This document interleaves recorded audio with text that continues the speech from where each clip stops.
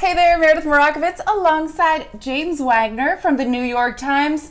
Can I call you Jim, Jimmy, Jimbo? Jimmy, Wags, whichever one you want. What do you prefer? Whichever gets my attention, to be honest. I don't really care which one it is. But James is cool. Wags I hear actually the most. Even at work, people call me Wags. But no Jimbo. Whatever gets my attention, to be honest. I don't really care. What's the point of a name, really, honestly, just to get my attention? So sure, yeah. Well, usually I do a dessert, but New York Times, I felt like I had to, step up. This is the sophisticated version of this YouTube channel. Look at this, like a nice little cheese plate. So what type of cheese did you get? I see brie and manchego. Yeah, and then the rest is kind of a question mark. I don't remember. Okay, but I did buy it earlier. It looks good, though. Yeah. Did you put this all together yourself, or did you have help? I have a great producer. I have a Yeah. great producer this time along, so I want to thank that producer. I don't know if it's street legal to mention her name, but also, I don't think any of these have been on the New York Times. I mean, maybe they have. Maybe they might be. If they are, congratulations to those authors. I've read 2/3, 3/4 of one of them, and I would be. I don't know if that person, because I know this person, would get mad at me if I admitted that. So I'll just leave it at that. So. Okay, I can totally guess who that is. It's Passon, right? No comment. No comment? Yeah, we're starting off just right. Yeah. No comment already. All right. Yeah. All right. Well, you're going to answer some questions. Yeah. Oh, yeah, right? for sure. Yeah. Okay. I'll dance around them too. You know, I've even been around some people that know how to dance around some questions. So. No, not covering baseball. Are you serious? Yeah. No. Everyone gives me an honest, straightforward answer every time I ask it immediately. You never have to do any additional research to find the truth. No, do everyone you? just coughs it up. Yeah. And that's the great thing about sports reporting. How about that, there you go. folks? That's the show. That's it. You know what? Along the lines of that, can you think of a story that you've done that you've put together where you had to dig so hard, where people kept giving you the runaround, and you just get that feeling inside, this is not right, this is not right, I know there's more to it than this? Yeah, I mean, and on a bigger scale, not like, this person is out of the lineup, I found out. Something that's a little bit more major than that. Well, I mean, there is some of the smaller scale. You're covering a baseball team, and whether it's the manager or players or the team officials or agents that will try to deceive you or lead you one way or basically lie. Let's say someone's hurt, they don't want to admit it, so they don't tell you, but you or they don't give you a straight answer, and you something inside tells you this doesn't feel right because you've done this before. You see right the through that. You have the glasses on. You're not rose-colored glasses. I don't know, man. There's just a lot of X-ray vision glasses. Yeah, I guess that there's a spidey sense, I guess sixth sense, where you just put it all together. But people's facial reactions, the way they respond to you, their body language, all that stuff doesn't jive with what you saw. But I don't know. I mean, I'm trying to think of a specific answer. I've written stories that people have gotten really mad at me about. I mean, and so maybe there was some tension in finding out some of the facts of those stories in the first place. I don't know. I off the top of my head, I would say, I don't know, there's this story I wrote 2 years ago about a Mexican baseball team that plays on both sides of the border, and finding some details out about how they operated and the immigration aspects of it. I think was a lot of challenge, but that wasn't as hard as, say, some other stories, like a story a colleague and I wrote at the Washington Post about a doctor who had a clinic that was a little questionable, where professional athletes were going. So that one was a little bit harder to do. What are you talking about? Or showing up at people's houses and knocking on their door when they've been accused of using steroids, stuff like that. Those are probably a lot harder, actually. I imagine they just roll out the red carpet and welcome you in for tea or coffee, right? Oh, absolutely, yeah. It's a lot easier than it seems. Yeah. Have you ever been doing some of the reporting aspect of it, more investigative stuff, where you have actually feared your well-being? No, I'm not I'm not a dedicated investigative reporter. I don't want to come off that way, but yeah, I've never been feared for my life in that way by anyone But coming you at had me. A sense of some people are going to be very unhappy with this, and I may be paying for this, but I don't care because the people want to know. No. I mean, I've had Only people in the movies. Yeah, I mean, I'm not uncovering Watergate or anything. No, for that. Of course not. I mean, but I've had there are people that have yelled at you because they don't like what's in there, and they've yelled at you for 30 minutes about 30 minutes. Do you want to reveal a name? Probably not, right? It's just one of the executives of a team I covered got really mad at me about something. So, interesting. Maybe we'll find that out more. Yeah. Maybe you loosen me up a little bit. Do you want something other than club soda, and maybe we can get to the good stuff? No, club soda's good. I know, me too. Hydrated. It was so hot today. I feel like I'm dehydrated from standing outside Really? doing nothing but watching people on their first day, position players, going through workouts. But did you feel like it was a little warm today? I'm not complaining. I will take 80, 90, 100 degrees over anything below 60 any day of the week. I thought like the other day, it was one time, I mean, it might have been a day last week I thought was worse. I thought one of those days before camp starts where you're standing on the sidewalk at the minor league facility on Himes Avenue. Oh, yeah, those feel a lot warmer than here, where you can there's find, not a lot you of can motion. You can find some shade here, and then you sit in the can dugout walk during BP, around a little bit too. Yeah. But it was, I mean, it was a perfect day for baseball. It was beautiful. Position players out there working for the first time, as we know, pitchers and catchers have been there for a while. But big news today, Aaron Judge did not hit, did not throw. Yeah. Do we have a reason to be concerned in your mind? I guess I'm going to answer this out of both sides of my mouth. I will say yes and no, because they set a record for the most number of injuries last year. 30 different players went on the injured list last year, which they topped the Dodgers from a couple years before. Yeah. So in a vacuum, the star player with a sore shoulder to start camp is an issue. Given their history, it is on top of that an issue. So I would say yes, but they've assured that everything is like small, it's minor. He felt this, he reported it a couple weeks ago. They checked it out and they said it was nothing beyond, say, like, what his normal soreness or what his shoulder looked like. So for now, no, but I had already just said yes a few seconds ago. So noteworthy, he did have an MRI. Allegedly, the shoulder showed no signs of changes, so that in fact is good news. We did hear from Aaron Boone today saying that he's probably not going to be available for that spring opener at George Steinbrenner Field on the 22nd, which, by the way, you can catch on the Yes Network. It'll be myself, Ken Singleton, tomorrow's guest, as well as, I believe, Michael Kay is coming down. Oh, Kenny's on. Bringing in the big guns, excluding myself. Jack Curry will be there, but aside from me, the big guns of the Yes Network. So you're just like, this is the warm-up, where the warm-ups before like the heavy hitters come in. Yeah.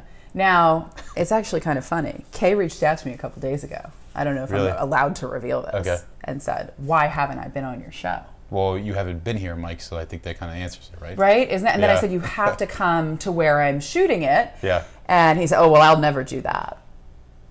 That was a pretty short conversation then, huh? Why even reach out and say you want to do it if you have no intention of being on it? So if you want to see Michael Kay, hit him up on Twitter, maybe send him a note on Instagram. If you'd like to call his radio show, feel free. I don't know the number, but we sent you. I'd be happy to Google it and flash it up on the screen for you if I knew how to do graphics and edit. Still getting there. Also, I know a couple people were having a little trouble with the audio last time. I apologize. I am not an audio technician, but I am trying my very best. And also a lot of great comments about our colleague, Lindsay Adler. Yes, she is awesome, and I was happy she decided to do the show. Now, how long now have you been at the Times? Wow, 3.5 years. I started there in June of 2016. Yeah. Wow. It's flown by. It's felt like 3.5 weeks sometimes, but yeah. I covered the Mets for the first 2.5 seasons, and then this is going into my second year covering the Yankees. Last year was my first season covering the Yankees. This is the third team I've covered. The first team I covered was the Nationals for 4+ years, then at the Washington Post, and then I switched from there to New York to cover the Mets, and then now the Yankees. So as I kind of joke with people, I guess I've seen the range of operations from the big market teams. I would love to rank them. The successful big market teams. 1 through 3. No, I feel like you can't do that. I'd also ask you, where do you like working better, the Post or the Times? But since you're employed by the Times right now, I feel like you'd be pretty foolish to answer otherwise. Yeah, I mean, there's nothing wrong with me saying that I obviously love my time at the Washington Post. I'm from the D.C. area originally, so working for my hometown newspaper, being around family was great. I first covered high school sports there originally, so it was really cool to get to know the area once again in a different way, and then cover the Nationals there as they rose to prominence. I covered my first full year covering them was 2012, the first time they made the playoffs, and that began their reinvention, which led to this World Series. Obviously, last year some of those same players brought them to this, and then so I enjoyed my time there. It was a great newspaper. I love it still. I still read it all the time, but I obviously love the New York Times. It's a great place to work, and I guess I wouldn't have left if I didn't want to be there too. You read that, but maybe not any of these. 2/3 of one of those books. 2/3 of one of the books. Yeah. I start a lot of books, to be honest. No, I start a lot of books. I'm giving him a hard time. And don't finish them. When you came to the Yankees, did you feel like it was a different animal when you started covering them? I Yeah. mean, they didn't sign you to a contract or anything, but No, when you came no. to the New York Times to cover the Yankees Wow. is what I should say. Yes. The New York market is bigger than the DC market. DC is still a major metropolitan area, but there's just fewer outlets and fewer reporters around. The one thing I immediately noticed about New York, there's just more bodies. I don't necessarily know if it's the big bad market per se that people say, but there is just more people. Players and officials have just more of us to deal with. I mean, imagine something goes down, and if it's not a conference call or a press conference per se, imagine 10 reporters calling the same person for information about, like, Now, do you ever like, wonder? say, for example, like that. Some people have their favorites, so they'll call back their person. Some people have a person, right? So they'll call that person back first, and then they'll go down the list. But do you ever wonder where you fall on the pecking order? Even if you call first, do you wonder, are you going to get the first phone call back, or do you think you'll be like 2 or 3? Yeah, I mean, sometimes you wonder that, Yeah. but, like, you know, whatever. Like, I mean, it's the job. And some people are better at that than others. They understand it's their responsibility, especially if you're like the GM or the manager and something goes on that's big, say on an off day or in the off season, and you really have to account for it. They know they have to do it. So, like, and also it's, you know, it's on the team and the PR staff probably, you know, to just put that guy on a conference call to make it easier for him or them. Well, they kind of did that with Aaron Judge today. Obviously, everybody wanted to talk to Aaron Judge, and then there was the added level of that in that he wasn't throwing or hitting. But what a lot of the meat of that press conference was today was talking about the 2017 Astros, the comments. What happened? What did they do? Oh, I don't. You missed this? There was this thing Yeah. where they were cheating all season, but then they said they weren't cheating anymore. But now people think they were cheating in 18 and 19. I've not heard a thing about it. No? Yeah. Oh, hold on. Let me get out the commissioner's report. This will only take a minute. It's, you know. Will say what struck me about Judge, and you didn't ask this, I'm just going to volunteer it. I just, honestly, Aaron's pretty composed, and I feel like he's pretty forthcoming, and he was pretty open. Yeah, he said more maybe than I thought he would, I guess, which shows you, like, how angry he was, as much as he tried to sometimes restrain himself or, like, give it as much context and thought as possible. Like, the frustration and sentiment is real, and he just, like, you just can't help yourself. Like, a lot of players on that team, like one of his teammates, Brett Gardner, didn't really want to go there per se, but guys like CeCe have gone like all the way there. CeCe's flat out said that they should take back the title. Judge almost said that, but in a different way. Yeah, very they may close. not as strong as words, but some of the other words I think were pretty strong about how they cheated. Shame, you know, was like sick to his stomach because of how much shame it kind of brought to the game, and them, how much he lost out on, that their trophy had no value anymore. They didn't earn it. Things like, I'm not sure I was expecting him to say it in such a way, but he did, and like he just was on being honest. And another thing that a lot of people were wondering about was the tweet he deleted, the congratulatory tweet when Jose Altuve won the MVP. An Instagram post too. Oh, Instagram post too? Yeah, it's like a photo of two of them. He congratulated. Yeah, I didn't realize he had deleted that earlier in the off season. I thought he did it after the commissioner's report came out, but I guess he had done it after the athletic report came out in November. But yeah, I mean, like, you know, that's a 27-year-old. That's a, you know, that you don't want people still thinking you're complimenting them on Instagram, so you might as well just take it down. It's like breaking up with your ex, you know, like take down all the photos of you and them. Is that what you do? No, I'm just saying, like, as a comparison for the younger viewers out there. Yeah. I won't dive into your dating life like I did with Cuddy's, but I know you really enjoyed that, and we're still. Oh yeah, I love Cuddy. I just wanted to. Yeah, I thought it was great because it was awesome. You got a lot of detail out of him. Yeah. Yeah. We're still working on it. I feel good. Fingers crossed. It's all going to happen for him. Yeah. Anything else you've taken away from camp so far over the first, I guess, week? No, I mean, like, you know, had been around Gerrit Cole, I guess, a little bit in the playoffs the last few years. Didn't really know him. Just getting to know him a little bit. It's really, really early, though. But just seeing the way he carries himself, how meticulous he is on the mound, even in something as innocuous as, say, a bullpen session or live BP. But honestly, it's been a week. The position players have been here. I've seen them for a day. So honestly, beyond Gerrit Cole and the Astros, it might be a pretty uneventful camp. There are very few positions up for battle. I mean, there's not really, like, fifth starter spot. Yeah. Like, who are the other extra spots on the roster? This team is fairly set. So, like, yeah. Couple things to watch, but Correct. mostly they're all together. Now, be honest with me. Yeah. Have you been looking forward to this all day long? I Yes. know, yeah. Yeah. Why do you lie to my face? Absolutely. Why do you lie to my face? That's just rude. I thought you were a nice, honest gentleman. No, I'm like, yeah. I had on my schedule. We're gonna do this, so yes, I did look forward to it. Yeah. Aw, thank you. I keep the lies coming. The lies, the comments. I've been asking people what I should name this. Do you have any suggestions? What should we name Oh man, this? I should have thought about that on the way here. I can't think of anything. Kitchen bar time with Meredith. That's terrible. I got to come up with something better. Sorry. Well, get Not back really to me witty. on that. Maybe Not we really can. witty. If you guys have any ideas, feel free to comment. We will take them under advisement, and don't forget to subscribe and like if you are feeling it. I had another question for. Yeah. What's on your cue card over here? Like, what's the question on that? What's the next question? Yeah. Failing to prepare is like preparing to fail, and that's what we did right here today. No. Now this is pretty cool. You speak Spanish. Yeah. And you can communicate with players that way. That's something I am very jealous of because every year I say I'm going to learn. And where are you in that? Hola. Okay. ¿Cómo estás? So pretty far along. Bien, ¿y tú? And this is after like 5 years of Spanish in Really? school, so I don't know what that says about my retention or. Yes. Yeah. I don't know. I mean, but I got A's in every class. Yeah. I mean, this is pretty obvious, but yeah, I would highly recommend, especially like if you're a aspiring journalist out there and you want to cover baseball. Like, Spanish is pretty essential to doing the job. You know, imagine So maybe 30% of the major leaguers are from foreign-born Latin American countries, and so imagine if you say covered Congress and couldn't talk to 30% of the Congress people because you couldn't speak their native language. I mean, obviously a fair number of players also speak English, but just the ease of being able to speak to them in their native language and really draw out the same details you would of as an English speaker in English is huge. It's a great benefit. I thank my mom every day for just being my mom and then teaching me the language and being tough about it throughout, like when I was a younger kid, to make sure that I spoke it well, could read and write it.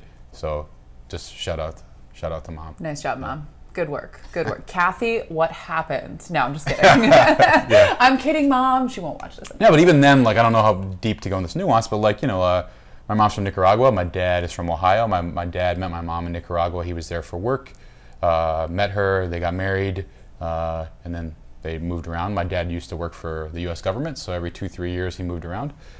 So the way people speak Spanish in Nicaragua, the words they use are different than, say, Dominican Spanish or Cuban Spanish or Venezuelan, Colombian Spanish. So covering baseball the last 9 years has been a great window into other cultures and other words they use because, the way Dominicans, like the slang in the Dominican Republic is very different than the way Cubans speak. So like, I still remember the first time I spoke to a Cuban player or a Dominican player, not having been around that many Cubans or Dominicans growing up. I lived elsewhere in the world or around other Spanish speakers from other countries. I just remembered being like my brain was on like 2 or 3 second delay. Yeah. I'm like, wait, what does that word mean? Like we would use a different one where my mom's from or what I grew up hearing. So yeah, it's just fun. It's like I've learned a lot about culture and food and the things that go on in those countries, the traditions, the cultures. It's been awesome. It's been an interesting window and experience, and I'm like rambling, so I'll stop. You said you like to travel before. That's why we put the little globe here for those wondering at home. Favorite place you've ever been? Ever? Oh, wow. Oh, I don't.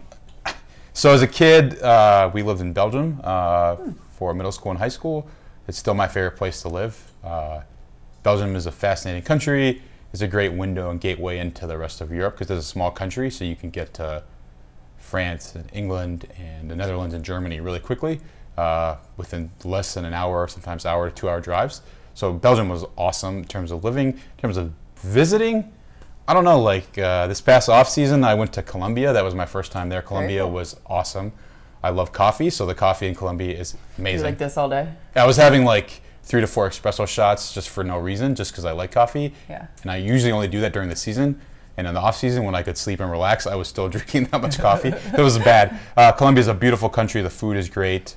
And recently, I went to go visit a friend in Singapore. And Singapore was a fascinating place too. Just the mix of culture, yeah, I'm just like an expert of finding cheap flights, I guess. So that's basically some of the reasons why I went those in the first place. That's what happens when you travel for a living, kind of. You get really good at that. And I just want to tell you, while I appreciate your answers and I accept your answers and it was entertaining, you were wrong. The answer was wrong. You were supposed to say, the favorite place that I visited is this condo right here. Come on. Yeah, Clearwater Beach, Clearwater or Clearwater Beach? Let's not tell the people at home, you know. Oh, sorry, my bad. You gonna edit that out? No, not at all. Anything else you need to get off your chest before we get going? No, that's it. No. Jimbo? Oh, high five. I'm sorry. Wags, thank you so much for the time. Really appreciate it. And we will see you next time.